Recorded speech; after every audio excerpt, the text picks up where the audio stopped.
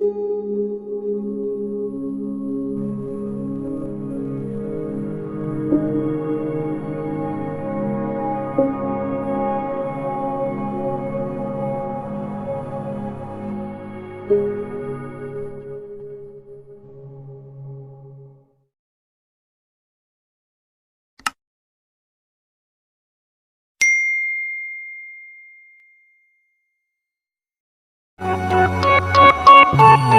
ही नहीं तुझ पे दिल ये फिदा है, सबसे तू अलग, सबसे जुदा है। यूं ही नहीं तुझ पे दिल ये फिदा है, सबसे तू अलग, सबसे जुदा है। हेलो प्यारे छात्र छात्राओं, आप सभी का एमएसटी कोचिंग सेंटर में बहुत बहुत स्वागत है। आज मैं यूपी बोर्ड का जो ओएमआर शीट जो नया आया हुआ है, पहले का जो था ओएमआर शीट उससे एकदम हट करके एक नया ओएमआर शीट आया हुआ है जिस पे आप लोगों का परीक्षा होगा, उसी के बारे में मैंने आज यह वीडियो लाया हुआ है। तो जैसे जो भी आपको कंफ्यूजन होता है कि हम ओएमआर शीट कैसे भरेंगे, अपनी डिटेल्स कैसे भरेंगे, कहीं कोई मिस्टेक ना हो जाए, वाइटनर मिलेगा या नहीं मिलेगा, वाइटनर हम लेके जा सकते हैं या नहीं ले जा सकते हैं, ठीक है। पर वाइटनर लगाना इसमें अलाउड नहीं है, ठीक है। तो वाइटनर वगैरह ना लेके जाएं आप, ठीक है। और अब उतना टेंशन नहीं लेने की बात है जैसे पहले के ओएमआर शीट में टेंशन लेते थे हम कि हमें डिटेल्स भरना है, सारा कुछ करना है। जैसा कि आप पहले के परीक्षाओं में आप सुने होंगे और देखे होंगे और शायद दिए भी होंगे आप, ओएमआर शीट पे आपका परीक्षा होता था। तो सेम यही ओएमआर शीट जो है हाई स्कूल वालों के लिए भी होगा और यही ओएमआर शीट जो होगा इंटरमीडिएट वालों के लिए भी होगा। तो टेंशन लेने की कोई बात नहीं है। पहले के ओएमआर शीट में बहुत सारे झंझट हुआ करते थे, उसमें आपको डिटेल्स भरनी होती थी। पर 2023 की जो परीक्षा होगी यूपी बोर्ड की, उसमें आपको डिटेल्स भरने की आवश्यकता नहीं है। उसमें आपका डिटेल्स भरा भरा रहेगा, वो आपको मिलेगा, केवल आपको आंसर उसमें फिल करने होंगे, सारा डिटेल्स उसमें भरा होगा। तो आइए हम समझते हैं आज के वीडियो में कि हम ओएमआर शीट को कैसे समझें और कैसे उनको भरें, ठीक है। आइए देखते हैं। उत्तर प्रदेश बोर्ड परीक्षा 2023, जिसमें आपका ऊपर लिखा हुआ board of high school and intermediate education Uttar Pradesh, ठीक है। इसमें पहला कॉलम है जो भरा हुआ रहेगा, जैसे जिला का कोड, ठीक, ये भरा होगा। फिर केंद्र का कोड, अर्थात जिस केंद्र पर आपका सेंटर गया हुआ है उस केंद्र का ये कोड होगा, ये सारा भरा हुआ रहेगा। फिर अनुक्रमांक, आपका अनुक्रमांक भी भरा होगा, ठीक है। तो उसके बाद विषय कोड, जो उस दिन का विषय होगा उसका कोड और उसका नाम यहाँ पे भरा हुआ रहेगा। उसके बाद आता है प्रश्न पत्र संख्या, तो प्रश्न पत्र संख्या भी आपका यहाँ पे भरा हुआ रहेगा। प्रश्न पत्र, जो भी आपको प्रश्न पत्र मिलता है उसमें हाईलाइटेड करके बोल्ड कलर में जो लिखा होता है वही होता है प्रश्न पत्र संख्या, वो भी आपका यहाँ पे भरा हुआ रहेगा। अब देखिए, इसके बाद आपको भरना होगा कि उसमें सीरीज क्या है। प्रश्न पत्र जो मिलता है उसमें कोड तो 3 अंक का होता है, पर उसकी एक सीरीज होती है ए बी सी डी इस तरह से करके। तो जिसमें दिया हुआ है प्रश्न पत्र मार्का या सीरीज, पहले वाले में जो पहला अल्फाबेट होगा वो भरेंगे, दूसरे वाले अल्फाबेट जो होगा वो इसमें भरेंगे। तो जो भी आप क्वेश्चन पेपर लेते हो, जैसे पिछली बार मैंने बताया था वीडियो में कि जैसे मान लो 301 जीडी करके प्रश्न पत्र में विषय कोड दिया हुआ है, तो 301 जो है वो तो यहाँ पे भरा हुआ है, ठीक है। अब यहाँ पे जीडी जो है, तो जीडी का पहला जी यहाँ कैपिटल लिखेंगे यहाँ पे, और डी जो है यहाँ हम भरेंगे, ठीक है।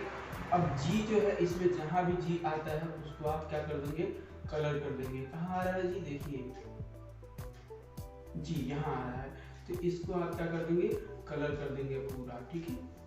और उसके बाद ठीक उसी प्रकार से यहाँ पे डी वाला जो होगा उसको आपको कलर करना होगा, पूरा ऐसे कलर कर देना है, ठीक है। बाकी और कुछ नहीं करना है। और इसके साथ साथ वही साइड में एक कॉलम बनाया होगा चित्रकला हेतु जिसमें पहला होगा आलेखन भाग 1, प्रावैधिक भाग 2 और संगीत विषय हेतु जिसमें तबला, परवाज और मृदंग जो भी होगा उसका एक है नंबर, सितार, वीणा, सरंगी, सरोद, इसराज, गिटार, वायलिन, बांसुरी। ठीक है, ये होगा 2 कॉलम में।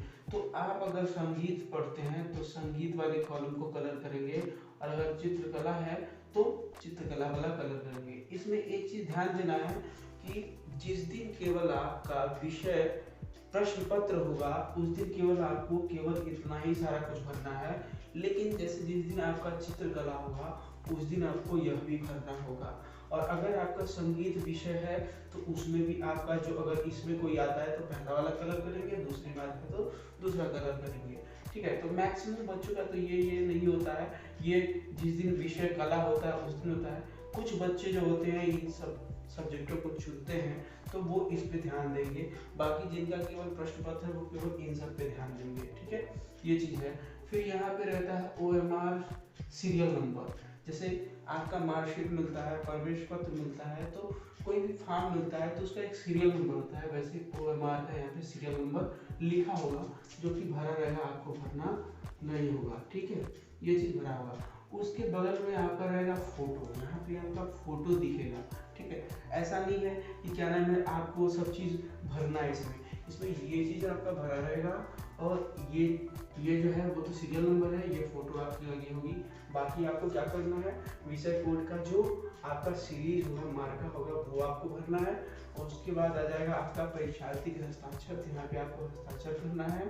और यहाँ पे केंद्र व्यवस्थापक की मोहर होगी, इसको आपको नहीं भरना है, ये मोहर लगी होगी जहाँ पे आपका एग्जाम हो रहा होगा वहाँ का मोहर लगा होगा। फिर आता है कक्ष निरीक्षक के हस्ताक्षर, ये आपको नहीं भरना है। इसमें कक्ष निरीक्षक जो होंगे आपके कक्षा में, जो आपका देख रेख कर रहे होंगे, उनकी यहाँ पे सिग्नेचर होगी। ठीक है, और अब आता है सबसे मेन पॉइंट हमारा प्रश्न उत्तर का। ठीक है, तो जैसे प्रश्न संख्या दिया हुआ है 1 2 3 4 5 6 करके ऐसे 20 तक दिया हुआ है। इसमें से सपोज करिए पहला का आपका डी सही है तो डी को आपको कलर करना है। ऐसे ही दूसरा का अगर मान लीजिए सी सही है तो सी को कलर करेंगे। तो ये आपका है प्रश्न पत्र, जो प्रश्न पत्र में जो प्रश्न पूछे जाएंगे उसके अकॉर्डिंग आपको ये भरना होगा। ठीक है, बाकी सब कुछ आपका भरा रहेगा, ये आपको भरना होगा, ये भरना होगा, ये आपको सिग्नेचर करना होगा, बाकी आपको कुछ भी नहीं करना है। पहले के OMR शीट में आपको सारा कुछ भरना होता था और घबराहट की वजह से, एक्साइटमेंट की वजह से आपकी उसमें गलती हो जाया करती थी, पर अब वो सब चीज़ नहीं है, वो गलतियां आपसे नहीं हो पाएगी। इसको बोर्ड ने बहुत अच्छा कर दिया।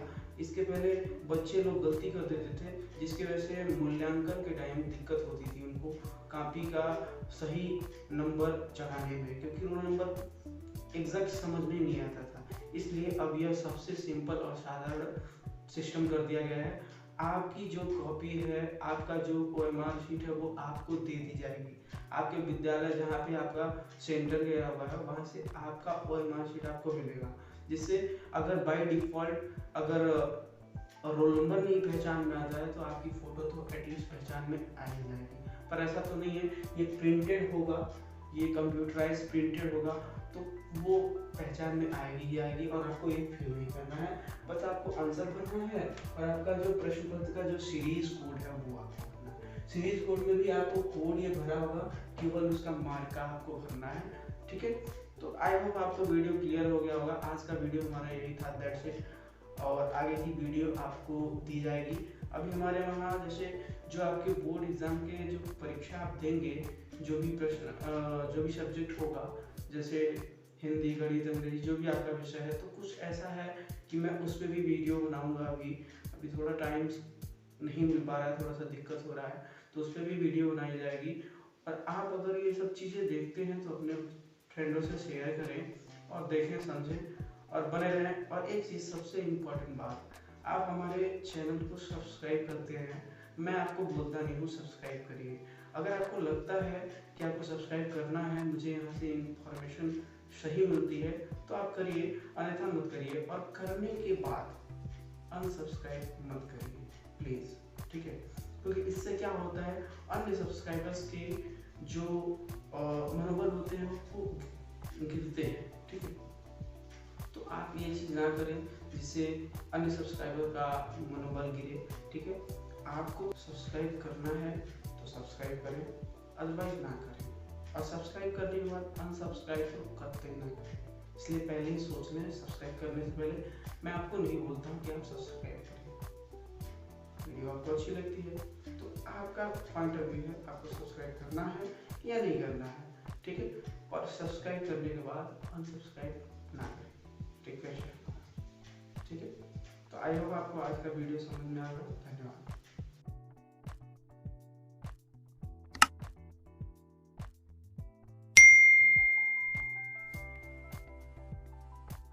धीरा धीरा धीरा